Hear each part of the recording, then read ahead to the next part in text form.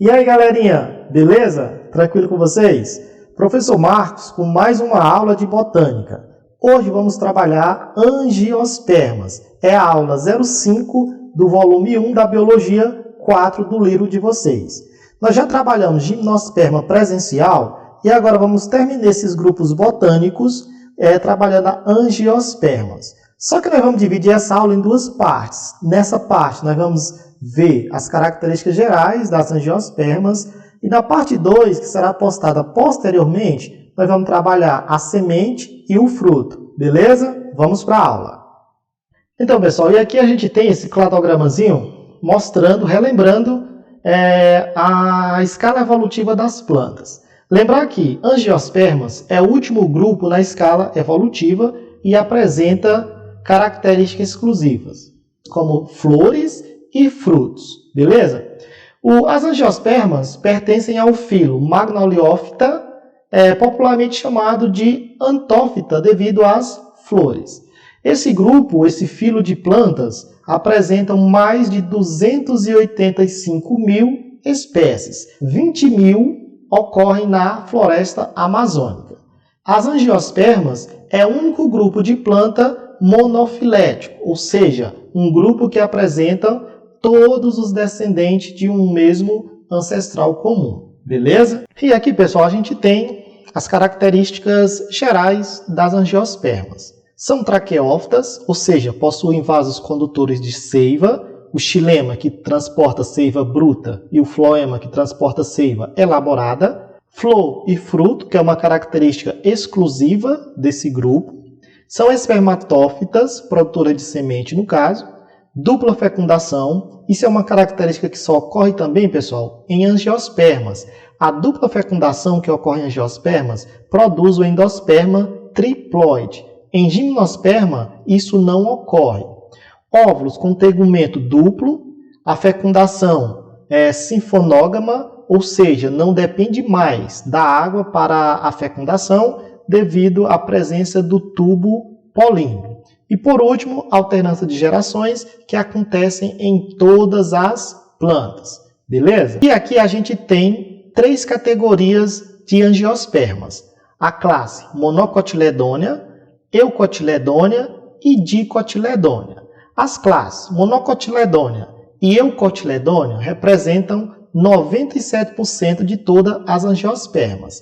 As dicotiledôneas representam apenas 3%. Popularmente, as eucotiledôneas são chamadas de dicotiledônea. Então, vamos analisar cada uma dessas características e ver quais são as diferenças entre as monocotiledôneas e as dicotiledôneas. As monocotiledôneas apresentam apenas um cotilédone, enquanto as dicotiledôneas apresentam 2 cotilédones. Lembra de um grão de arroz? Você não consegue dividir ele em 2 bandas iguais. Um grão de feijão, você consegue dividi-lo em 2 partes iguais. Isso é uma dicotiledônea feijãozinho. Quanto ao caule, as monocotiledôneas apresentam os feixes vasculares espalhados, no interior do caule. As dicotiledôneas apresentam os feixes vasculares organizados em torno do caule, beleza? A raiz de monocotiledônea é uma raiz fasciculada, uma raiz cabeleira.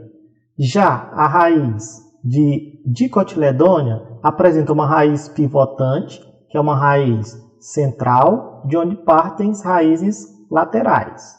Quanto às folhas, as monocotiledôneas apresentam nervuras paralelas e apresentam bainha. As dicotiledôneas apresentam nervuras reticuladas, lembrando uma pena. Quanto à flor, as monocotiledôneas apresentam pétalas múltiplo de 3 e as dicotiledôneas apresentam pétalas múltiplo de 2 ou 5. Beleza, pessoal? Então aqui a gente tem as diferenças básicas entre monocotiledônea e dicotiledônea. As monocotiledôneas apresentam apenas um cotilédone e as dicotiledôneas apresentam 2 cotilédones. O caule, as monocotiledôneas apresentam feixes vasculares espalhados E as dicotiledôneas apresentam feixes vasculares organizados. Quanto à a raiz de monocotiledônea é uma raiz fasciculada, cabeleira, e a raiz de dicotiledônea apresenta uma raiz pivotante, de onde parte raízes laterais. As folhas de monocotiledônea apresentam bainha e as dicotiledôneas não apresentam bainha. A flor de monocotiledônea apresenta elementos múltiplos de 3 e a flor de dicotiledônea apresentam elementos múltiplos de 2 ou 5. Quanto à reprodução sexuada, pessoal, o órgão principal da reprodução de angiospermas é a flor. Vamos analisar os elementos florais. Então, pessoal, a flor é o elemento responsável pela reprodução das angiospermas. A maioria das flores de angiospermas são hermafroditas, ou seja, apresentam o órgão reprodutor masculino e o órgão reprodutor feminino. O órgão reprodutor masculino é chamado de estame ou androceu. Lembra de André, que você não esquece. Vamos fazer um bisuzinho aqui, ó. André e Gina. O androceu é o André e o gineceu, que é a parte feminina, será a Gina. Então, o André é composto por antera, o conectivo e o filete. Essa é a parte masculina da flor. A Gina, ou gineceu, que é a parte feminina, é formada por ovário, o estilete, e na pontinha do estilete existe o estigma. Esse gineceu também pode ser chamado de carpelo ou pistilo. Então, recapitulando, ovário, filete e estigma, que compõem a parte feminina. Essas flores ainda, pessoal, podem ter elementos estéreis e elementos férteis. Os elementos estéreis são o cálice e a corola. O cálice é o conjunto de sépalas. As sépalas, estão aqui. Sépalazinha é aquela parte verde que se destaca antes das pétalas. Então, cálice, conjunto de sépalas. A corola é o conjunto de pétalas. Os elementos férteis são quem? O androceu, que é a parte masculina, formada pelos estames, são eles que produzem o grão de pólen, e o gineceu, que é a parte feminina, formada pelo pistilo ou carpelo, que são dotados de óvulos. Beleza? Outra coisa que você pode encontrar em questões é o diagrama floral. Esse diagrama floral, pessoal, é como se você visse a flor de cima para baixo.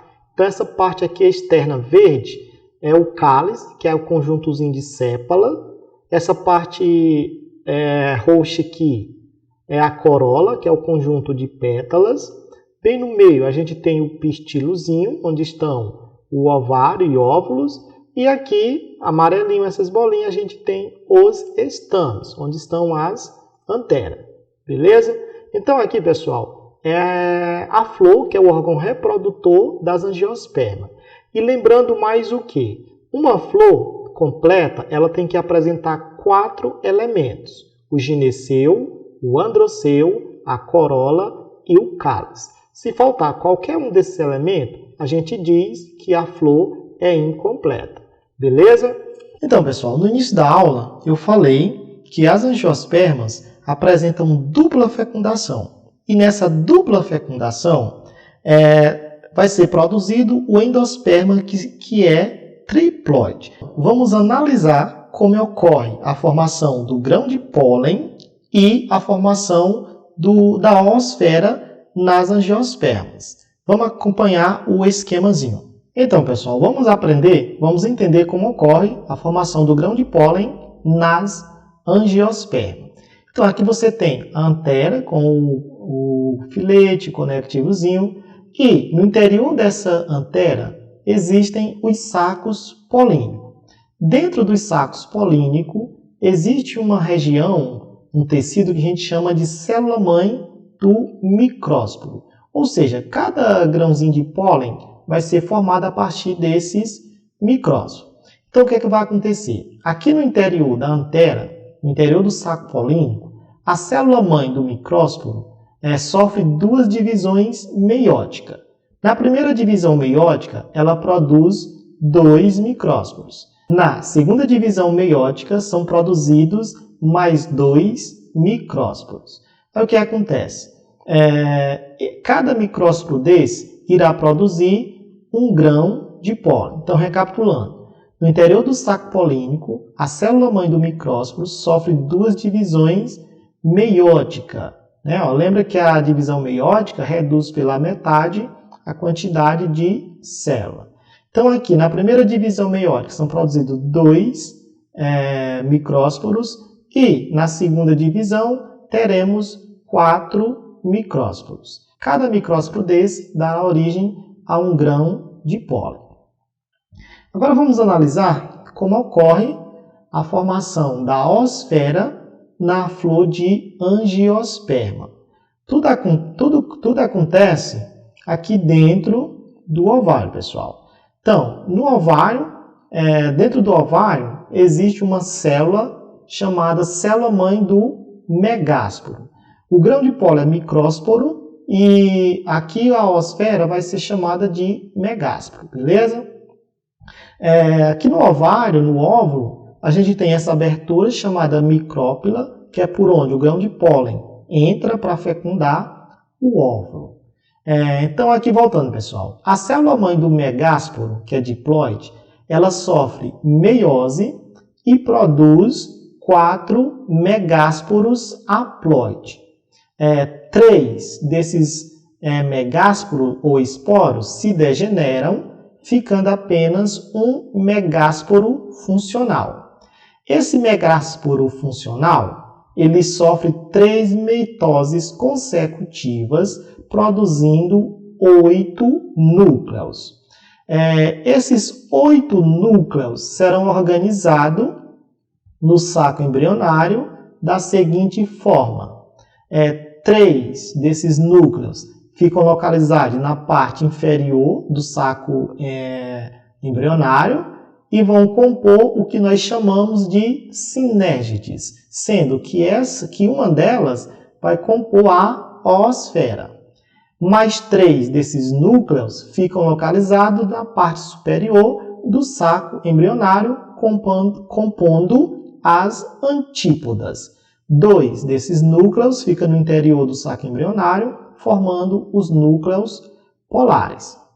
Beleza? Então, recapitulando aqui, no interior do ovário, a célula-mãe do megásporo, que é diploide, sofre meiose e produz 4 esporos ou 4 megásporos que são haploide. 3 desses megásporos se degeneram, ficando apenas um megásporo funcional.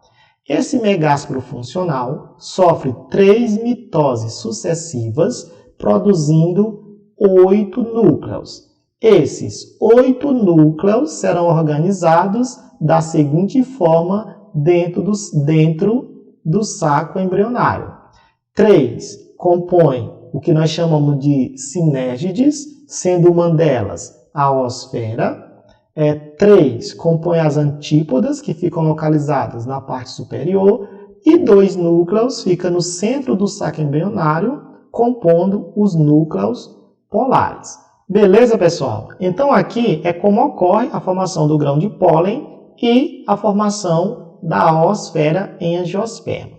Agora, vamos analisar como ocorre a fecundação dessa oosfera por meio do grão de pólen. Então, pessoal, agora vamos entender como ocorre a fecundação a partir do grão de pólen e da oosfera que foram formados lá naquele esquema que eu mostrei anteriormente.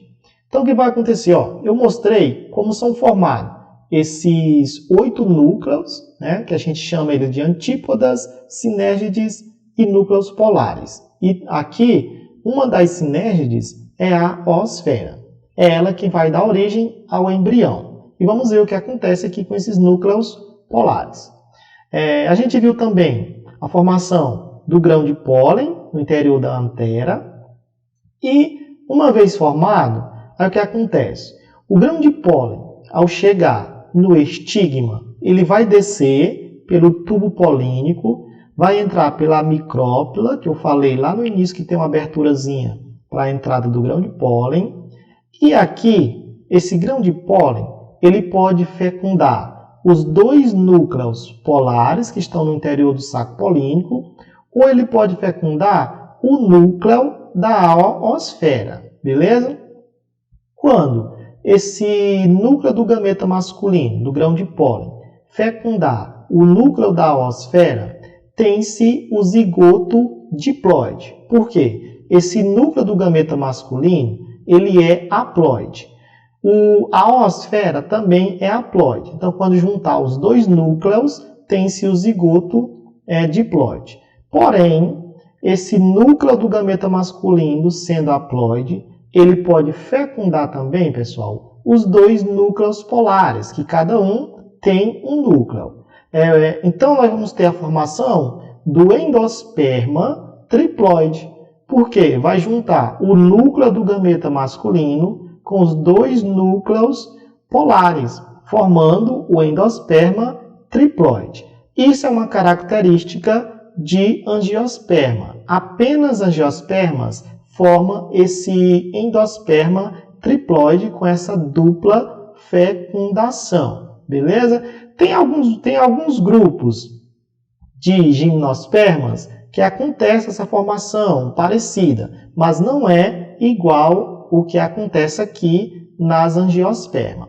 Beleza, pessoal? Então, concluindo aqui o ciclo de vida de angiospermas, tudo acontece, né? Aqui acontece uma dupla fecundação, porque na mesma flor você pode ter o ovário e a antera. Você pode ter gineceu e androceu, né? Então, aqui tem na dupla fecundação, vai ter a formação do endosperma triploide, porque o núcleo do gameta masculino se une com os dois núcleos polares, produzindo o endosperma triploide. Beleza, pessoal? E aqui concluindo, pessoal, a gente vai falar um pouco da polinização. Uma vez que as flores apresentam vários elementos, esses elementos eles podem ser atrativos para uma gama de animais.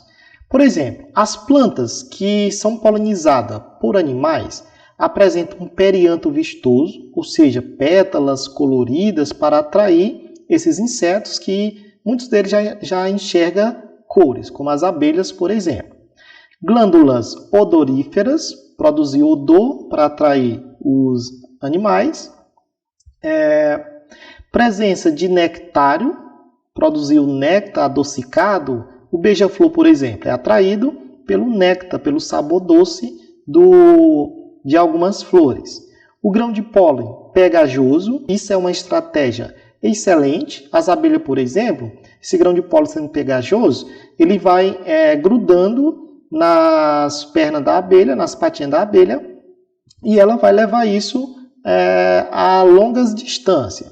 E ainda apresenta, pessoal, estigmas estreitos e estames curtos e rígidos. Todas essas características propiciam uma artimanha na reprodução, na polinização por meio de animais. Já a polinização por meio do vento, as flores não precisam ser vistosas, não precisam emitir odores, elas precisam ter elementos leves para ser carregadas pelo vento. Beleza, pessoal? Então, por hoje nossa aula é isso. Na próxima aula, nós iremos trabalhar a semente e os frutos. Já vão resolvendo as questões, pessoal. Procura as questões do capítulo e já vão resolvendo. E recapitulando aí, nós temos de Biologia 4, nós já vimos gimnospermas, a gente viu presencialmente, e agora a gente está concluindo as angiospermas. Vão resolvendo as questões, que depois eu vou passar uma lista de exercícios para a gente revisar tudo, beleza? Ok? Valeu!